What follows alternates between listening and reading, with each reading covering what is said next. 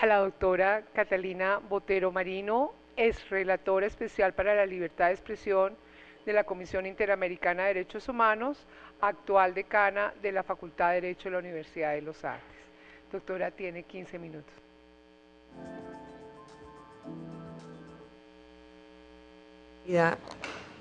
Quiero agradecer a la Corte Constitucional por la oportunidad de participar en esta audiencia. Creo que es una audiencia fundamental porque creo que el ejercicio de la libertad de expresión en Internet es una obra en construcción y la única manera de afrontar los problemas que eso representa es escuchando a los distintos actores y comprendiendo sobre todo el impacto que eso puede tener sistémico en Internet y en las garantías tradicionales de la libertad de expresión. Así que agradezco a la Corte la gentileza de haberme invitado.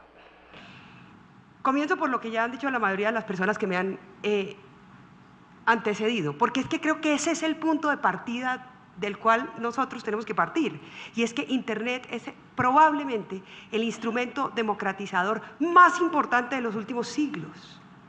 Si no partimos de ahí, si no entendemos que Internet permite el progreso, el desarrollo económico, el acceso a la cultura, el acceso al conocimiento, el control político, que si no entendemos que Internet ha permitido que millones de personas que estaban excluidas de la conversación política puedan hoy participar de esa conversación política, gracias a Internet, no nos vamos a tomar en serio lo que hay en los dos extremos de una ponderación en materia de libertad de expresión en Internet. Si no entendemos que podemos estar afectando ese instrumento y lo valioso que es ese instrumento, que no se hubiera podido producir la revolución digamos, la resistencia en Venezuela o la primavera árabe en Turquía, si no hubiera sido por Internet y por las garantías de Internet, pues entonces no vamos a poder hacer la ponderación adecuadamente. No es retórica decir que Internet es un instrumento con un enorme potencial democratizador y que tenemos que proteger, pero ese mismo potencial democratizador, es decir, el nivel, el impacto del discurso en Internet, la capacidad de que millones de personas intervengan en esa comunidad, pues también ha generado mayores riesgos. Claro, estamos en una era distinta. Tenemos que asumir esos riesgos y entender que estamos en una era distinta. Y entonces la pregunta que se hace la Corte, detrás de todas las preguntas del panel 1, es cómo prevenir y mitigar los daños ilícitos que se puedan provocar por el ejercicio de la libertad de expresión en Internet. En el fondo esa es la pregunta que subyace a todas las preguntas y lo que yo puedo decirles es que no hay respuestas tranquilizadoras, utilizando la expresión de Ciro Angarita. No existen, no hay una respuesta de sí o no al insulto, no hay una respuesta de sí o no al control digamos, de la información sobre delitos. Hay criterios que hay que tener en cuenta para proteger dos cosas. Uno, Internet. Hay criterios fundamentales que hay que tener en cuenta para proteger la arquitectura de Internet, para que Internet no deje de existir como lo conocemos hoy. Y dos, las garantías reforzadas de la libertad de expresión que llevamos construyendo por lo menos 200 años. Y yo voy a referirme a esos criterios. En primer lugar, ¿cómo proteger Internet en esa tensión? En esa tensión de derechos en donde todos los derechos deben ser armonizados, pero tenemos que proteger Internet. ¿Cómo? Hay tres reglas básicas. La primera, los intermediarios de Internet no pueden ser responsabilizados, sino exclusivamente cuando no cumplen una orden judicial o cuando han intervenido en el contenido. Pero no les podemos exigir que hagan un monitoreo previo de la información y luego condenarlos porque en su plataforma circuló una información que era ilegal, porque ese monitoreo previo es imposible de hacer, porque lo que estamos es incitando a la censura. Tampoco les podemos exigir que frente a cualquier reclamo den de baja una información, porque ustedes podrán imaginarse, señoras magistradas y magistrados, quiénes son los que van a contratar a los abogados para hacer reclamos ante los intermediarios de Internet.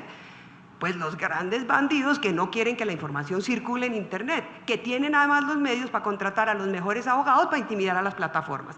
Si uno sanciona a una plataforma porque no dio de baja un contenido cuando le pidieron un particular que lo diera de baja, sin una orden judicial que haya hecho una ponderación adecuada, las plataformas lo que van a hacer es dar de baja todos los contenidos. El equipo jurídico lo que les va a decir es pongan unos robots que den de baja todos los contenidos. Y entonces, ¿con qué nos vamos a encontrar? Nos vamos a encontrar con un mundo opaco, de censura privada, de información que no sabemos que está siendo censurada con criterios que no son constitucionales, simplemente porque hay un tercero que va y le dice a una plataforma, bájeme esa información, y la plataforma dice, si no la bajo me va a condenar la Corte X, y entonces la baja, porque claro que el incentivo es para que la baje. Decisiones que van a terminar tomando robots sin debido proceso, y que van a generar mayor concentración en el mundo de los intermediarios, porque solo los que son más poderosos y tienen más dinero van a poder tener esos robots para poder responder muy rápidamente a las millones de exigencias de baja de contenidos que hay permanentemente. Entonces, esa es una regla fundamental para mantener la arquitectura de Internet. En segundo lugar, las plataformas y los buscadores no son bases de datos. Pueden tener bases de datos en otra dimensión distinta a la dimensión de la que nosotros estamos hablando. Cuando esas plataformas permiten que las personas suban contenido, no son bases de datos estructuradas. Ahora, si esas plataformas capturan datos nuestros y los utilizan luego en su modelo de negocio, eso es otro problema. Eso es otra dimensión de las plataformas. No tiene nada que ver con los casos que la Corte seleccionó. Y hay que separar esos dos problemas. Igual que hay que separar los dos problemas de cuando un medio de comunicación utiliza sus páginas para hacer denuncias, investigaciones de prensa, etcétera, a cuando recoge unos datos para hacer publicidad. Son dos cosas distintas, son dos dimensiones distintas y no hay que mezclarlas.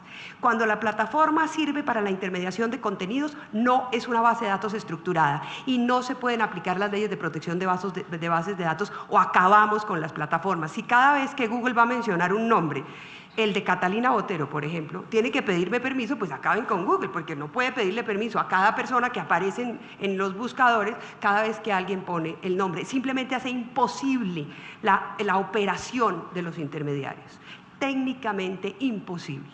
Y en tercer lugar, para proteger Internet es fundamental respetar o garantizar la figura del anonimato.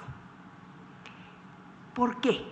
Porque si Internet es una red abierta, global, interactiva, participativa, y yo pongo barreras de entrada y digo, si usted quiere consultar esa página tiene que decirme su nombre, su número de cédula, su lugar de habitación. Esa barrera de entrada es completamente desproporcionada y distorsiona las finalidades para las cuales Internet fue hecha.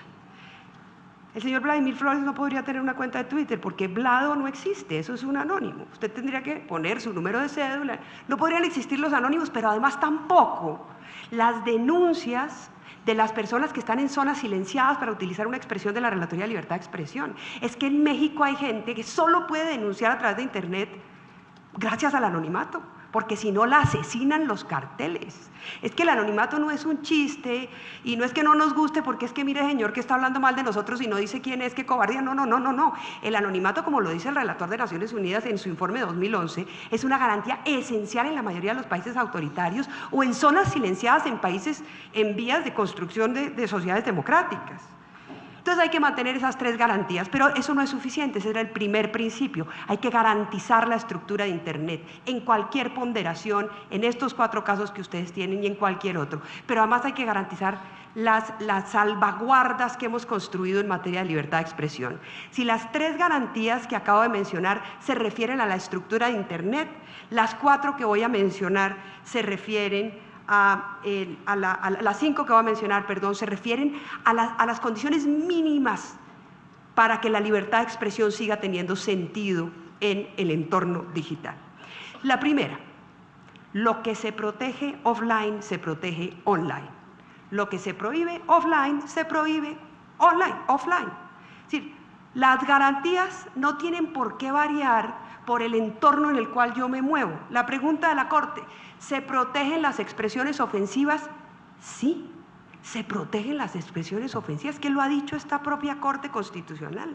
La Corte Constitucional ha dicho, la libertad constitucional protege tanto las expresiones socialmente aceptadas como las que son inusuales, alternativas o diversas, lo cual incluye las expresiones ofensivas, chocantes, impactantes, indecentes, escandalosas, excéntricas o simplemente contrarias a las creencias y posturas mayoritarias, ya que la libertad constitucional protege tanto el contenido de la expresión como su tono.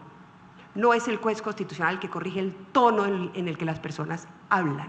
La gente no tiene por qué hablar según las sensibilidades del juez constitucional. Esta es la doctrina del Tribunal Europeo de Derechos Humanos, del Tribunal Alemán de Derechos Humanos, del Tribunal, por supuesto, de la primera enmienda de la Corte Suprema de Justicia de los Estados Unidos. Ahora, claro, si hay una expresión que produce un daño, el daño es ilícito, la otra persona no está obligada a soportarlo, es un daño sensible, se produjo de mala fe, bueno, claro, ahí hay unos remedios, pero la mera ofensa no está prohibida, está protegida. Es que lo que protege la libertad de expresión es la ofensa, es la perturbación, es que eso es lo que permite que la ciencia avance, eso es lo que permite que el conocimiento avance, eso es lo que permite que haya control político.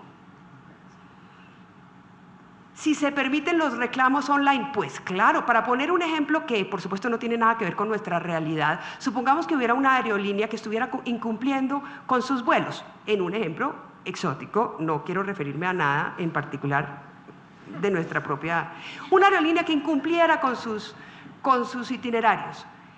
El instrumento más importante que tienen los usuarios es Internet. Cada vez que lo hacen, la aerolínea contesta y ahí hay alguien que está tomando nota. Y entre más usuarios tenga la persona que pone la nota, pues más rápido responde. Es una forma de controlar a quien tiene una situación de supraordenación respecto de uno que está totalmente a merced de la hora en la que salen esos vuelos. Claro que los reclamos se permiten. Lo que no se puede permitir es el exceso, que tampoco está permitido offline.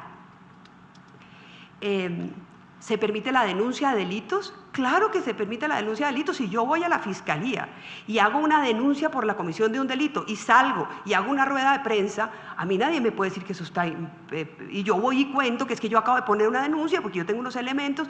Eso lo puedo hacer haciendo la rueda de prensa o lo puedo hacer online.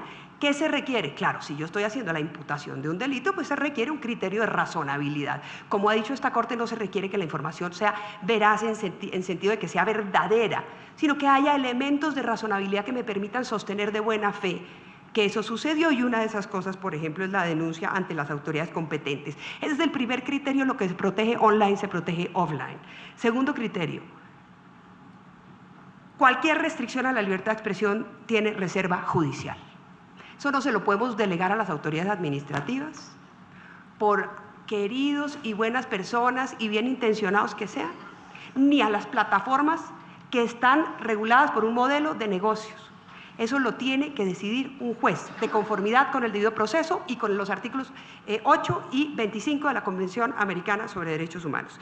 Tercero, la Corte o las Cortes, los jueces tienen que diferenciar entre los discursos protegidos y los discursos que no están, o digamos que no tienen esa especial protección. Y eso se aplica igualito en Internet. Si en Internet hay un discurso protegido, es decir, un discurso sobre asuntos de interés público, tiene una mayor protección. Y si yo lo quiero restringir como juez, entonces necesito dar muy buenas razones, un juicio estricto de proporcionalidad. En todo caso, cualquier restricción, y esta es la cuarta regla, debe estar sometida al juicio de proporcionalidad.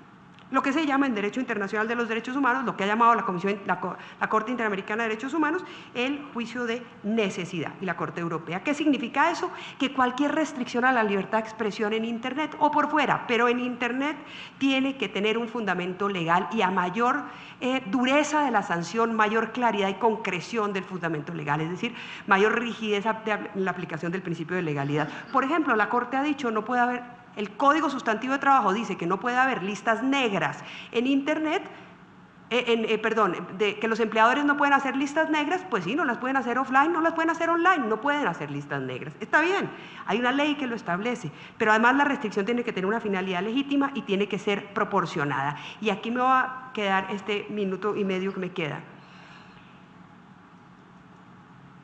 En la evaluación de la proporcionalidad, lo que han hecho los jueces en casos tan importantes como por ejemplo el caso Tamis contra United Kingdom, o el caso Kimmel contra Argentina, o incluso la propia Corte Constitucional en el caso La Mega, lo que ha dicho es el contexto para evaluar, para definir la estricta proporcionalidad es fundamental. Para entender la dimensión del daño que yo hago en Internet, yo tengo que evaluar el contexto en el que se produjo la expresión. Y para evaluar el contexto hay por lo menos 4 factores que hay que tener en cuenta. Entonces, para saber si la señora tenía derecho a decir lo que dijo en su cuenta de Facebook o de Twitter, o si el otro tiene derecho a que el contenido sea moderado, yo tengo que tener 4 elementos en cuenta. Primero, ¿quién habla? ¿Habla un funcionario público? ¿Es el que está insultando? ¿O habla un señor que tiene 3 seguidores en una cuenta cerrada de Facebook y los 3 seguidores son sus 3 nietos que lo siguen por caridad? ¿Quién está hablando? ¿Está hablando un periodista que tiene 2 millones de seguidores? ¿Está hablando un juez de la Corte Constitucional Colombiana? ¿O está hablando un estudiante de la Facultad de Derecho de la universidad? ¿Quién está hablando? ¿Está hablando uno o están hablando muchos? Y eso tiene que ver con el ciberbullying. Entonces, ¿quién está hablando es fundamental? Respecto de quién se habla. Ay, señor presidente, ¿me da 30 segundos? Respecto de quién se habla. Segundo factor.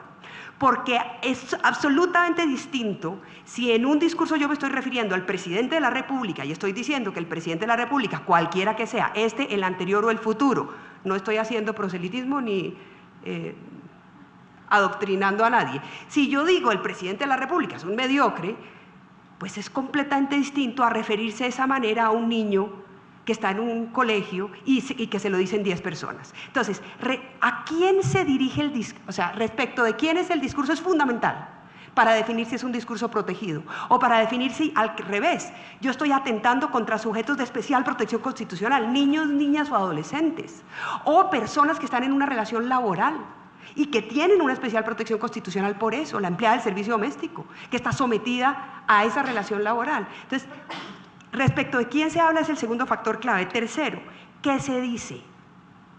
¿Se está hablando sobre algo que tiene una relevancia pública? ¿Es una expresión que hay que proteger? ¿Es una opinión? ¿Es una circulación de información? Y finalmente, ¿dónde se dice? Y con esto termino, señor presidente, y muchas gracias por los segundos adicionales. ¿Dónde se dice es clave en Internet? Porque Internet no es un mundo homogéneo. No es que por el hecho de estar en Internet, entonces ya todo es gravísimo y el daño es súper relativo. No, eso no es verdad. Uno tiene que aprender a diferenciar las distintas plataformas, el alcance de cada una de las plataformas. Una cosa es una cuenta cerrada de Facebook con 10 personas y otra cosa es una cuenta de Facebook o de Twitter con 2 millones de seguidores. Las interacciones tienen que ver con el lugar en el cual se dice. Y eso en el caso que mencioné de United Kingdom es clave, y con esto cierro, porque ahí el Tribunal Europeo de Derechos Humanos le dijo a la persona que estaba solicitando la remoción de contenidos a Google: mire señor, este contenido está en un comentario menor de un lector, de un periódico que nadie lee, es absolutamente irrelevante, usted es un político, engrose la piel. Muchas gracias.